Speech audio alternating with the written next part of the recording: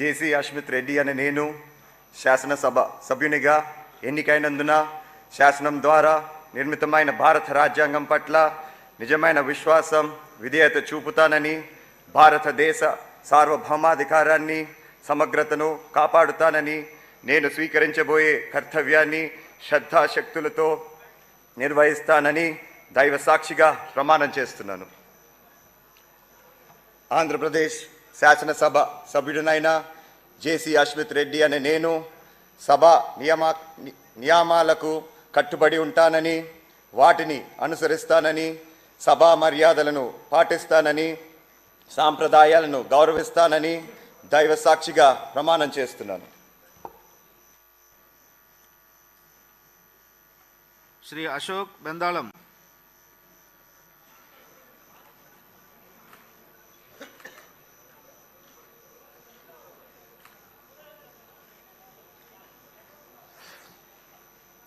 అశోక్ బెందాళం అనే నేను శాసనసభ